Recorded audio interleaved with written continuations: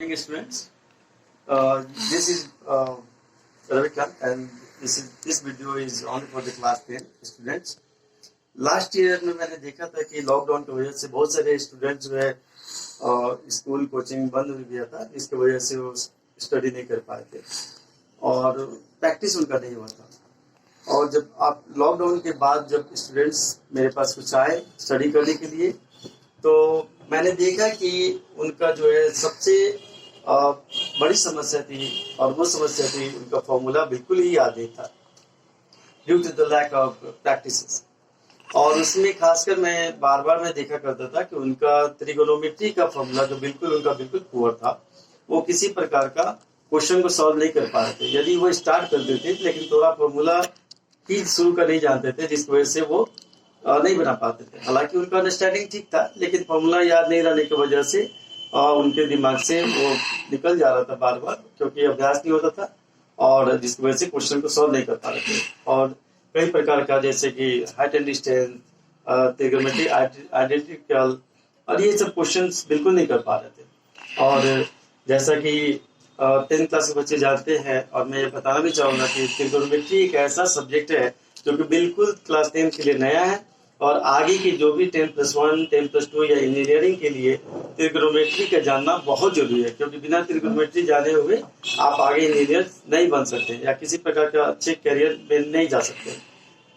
तो इसी को ध्यान में रखते हुए और इस साल भी लॉकडाउन शुरू हो चुका है। मुझे लगता है कि कहीं एक महीना 2 महीना करते पूरे साल ना गुजर जाए, फिर बच्चे इससे काफी प्रभावित होंगे और ट्रिगोनोमेट्री फिर उनको परेशान करेगा। हालांकि सब बच्चे कहीं ना कहीं पढ़ रहे होंगे, लेकिन मैं भी इसी में प्रयास में लगा हुआ हूँ कि मेरा भी एक वीडियो जाए और बच्चे देखे समझे और उसको अभ्यास करने का प्रयास करेंगे।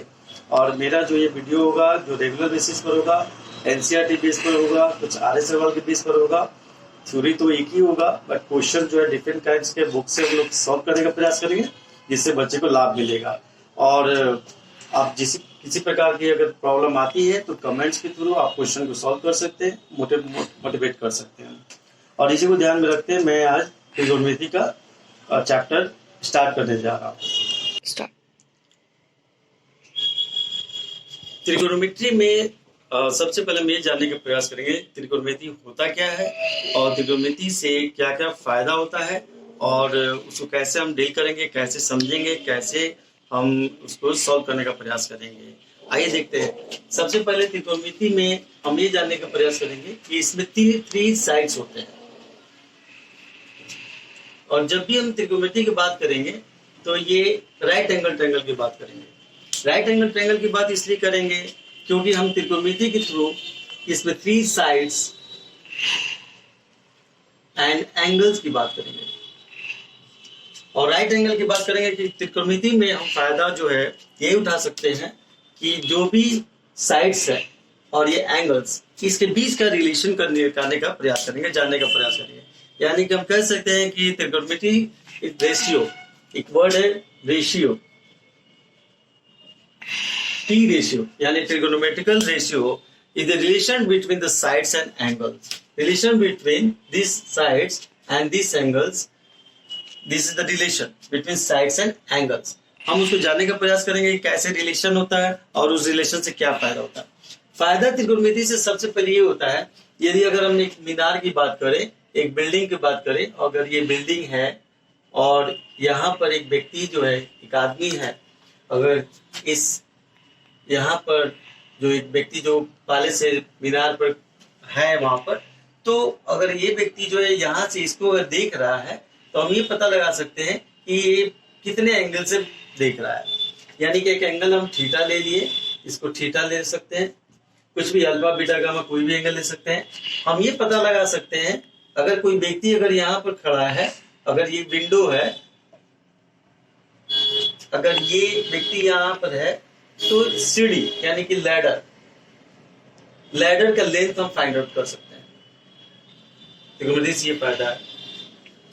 अगर एक बिल्डिंग ये है, इस बिल्डिंग की हम लोग हाइट फाइंड आउट कर सकते हैं, और इसका यहां से हम लोग डिस्टेंस फाइंड आउट कर सकते हैं कि यहाँ जो इसका बिल्डिंग का जो बॉटम है और यहाँ पर अगर व्यक्ति है, अगर कोई भी आदमी है, तो यहाँ से और यहाँ तक का डिस्टेंस क्या है। तो कुल मिलाकर के हम ऐसे कर सकते हैं कि ट्रिग्नोमेट्री से ये सब फायदा है। बहुत सारी इसको धीरे धीरे हम लोग देखने और समझने का प्रयास करेंगे। ट्रिग्नोमेट्री में जब भी हम बात करेंगे तो राइट एंगल ट्रायंगल की बात करेंगे, जैसा कि मैंने बताया था कि अभी क्यों करेंगे। इससे हम बहुत सारे लाभ उठा सकते हैं, जैसे कि बिल्डिंग की हाइट, उसका डिस्टेंस और उसका लैडर की बात करें तो हम ऐसे निकाल सकते हैं। तो पहले हम इस राइट एंगल ट्रायंगल में डिफाइन कर लें कि ये साइड्स कौन कौन सा है।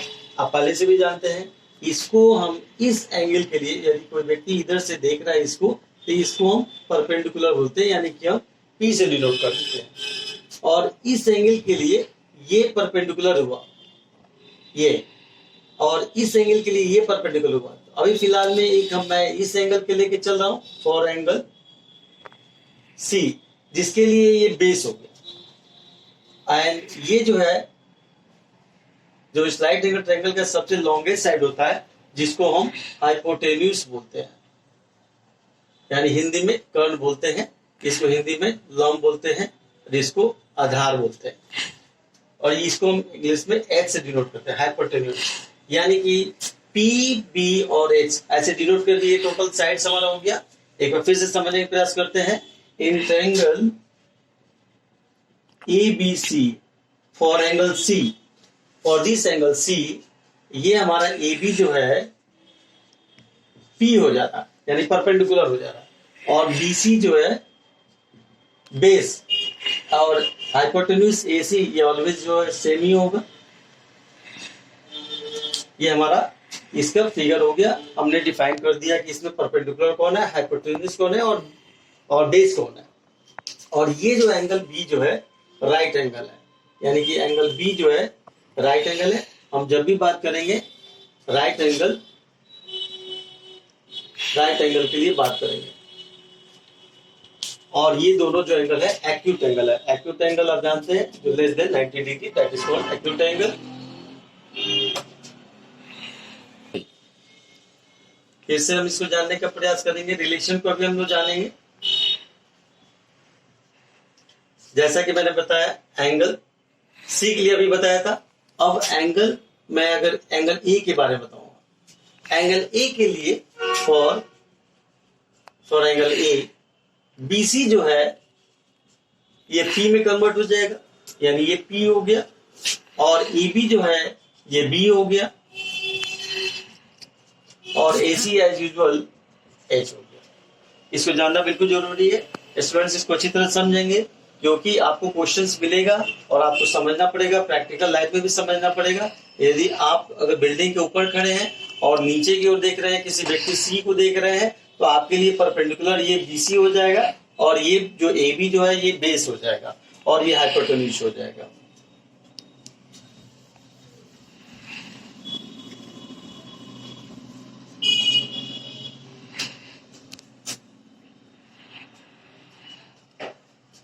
अब हम चलते हैं, एक राइट एंगल ABC ले लिए। अगर हम नीचे से ऊपर की ओर देख रहे हैं, यानी कि नीचे से ऊपर की ओर, एक कोई व्यक्ति है ऊपर की ओर है और C से देख रहा है, तो इसको बोलेंगे हम लोग angle of elevation, angle of elevation. और इसको बोलेंगे, यानी कि इसको हिंदी में बोलेंगे उन्नयन कोण। और अगर E से कोई व्यक्ति C की तरफ देख रहा है, तो इसको हम लोग बोलेंगे एंगल ऑफ डिप्रेशन, यानी इसको हिंदी में अनोमन कोण बोलेंगे। यानी कि नीचे से ऊपर की ओर एंगल ऑफ एलिवेशन, ऊपर से नीचे की ओर यानी कि एंगल ऑफ डिप्रेशन। तो इसको जानना बहुत जरूरी है, क्योंकि बहुत सारे क्वेश्चंस को मिलेंगे समझने के लिए। हाइट एंड डिस्टेंस में इसका यूज काफी है। फिर इन ट्रायंगल ABC में एंगल B जो है आप 90 डिग्री है, और एंगल A और एंगल C जो है एंगल C एक्यूट एंगल। अब मैं एंगल फॉर C के लिए, एंगल C के लिए मैं बात कर रहा हूँ। इसके लिए हमारा परपेंडिकुलर क्या हो जाएगा, P, और ये B, और ये हो जाएगा H हो जाएगा। तो जैसे कि हम लोग जानते हैं, we know that Pythagoras theorem, Pythagoras theorem आप ये 8th क्लास से ही पढ़ते आ रहे हैं। AC स्क्वायर इक्वल टू, ये in right angle triangle if B equal to 90 degree, then AC square equal to AB square plus BC square। ये relation हमारा यहाँ पर अकॉर्डिंग टू पिक्चर हमने AC को H माना, H स्क्वायर, और AB को P माना, P स्क्वायर, BC को B माना, तो इससे हमारा ये रिलेशन निकल गया, यानी H square equal to P square plus B square. अब हम थर्ड एंगल C के लिए फिर बात करेंगे। अभी फिलहाल फोर एंगल C के लिए बात करेंगे, दिस एंगल के लिए, और ये हमारा usual B equal to 90 degree है। ये हम जब भी बात करेंगे राइट एंगल ट्रायंगल के लिए बात करेंगे, तो ये हम ट्रिग्नोमेट्रिक रेशियो निकालने जा रहे हैं हम लोग। जैसे कि मैंने बताया कि ट्रिग्नोमेट्रिकल रेशियो जो है, यानी टी रेशियो जो है, the relation between angle and side, sides and angle के बीच का रिलेशन है। तो इसमें हम पहले देखते हैं कि क्या क्या रिलेशन आ सकता है। तो जैसे मैंने इसको P माना, इसको B और H माना, तो एजिकली हम डिफाइन करने का प्रयास करेंगे। हम पहले ये जानने का प्रयास करेंगे कितने रेशियो हो रहे हैं और रिलेशन क्या निकल रहा है। तो पहले हमारा रिलेशन निकल रहा है, जैसे कि ये साइड्स AB और BC, तो ये लिख देते हैं AB बाई BC। एक ये हमारा साइड्स हो सकता है, इन दोनों के बीच में रिलेशन निकल सकता है। फिर अगर हम इसको उल्टा कर दें, यानी BC बाई AB, तो ये भी हमारा निकल सकता है BC बाई AB, ये भी हमारा रिलेशन निकल सकता है।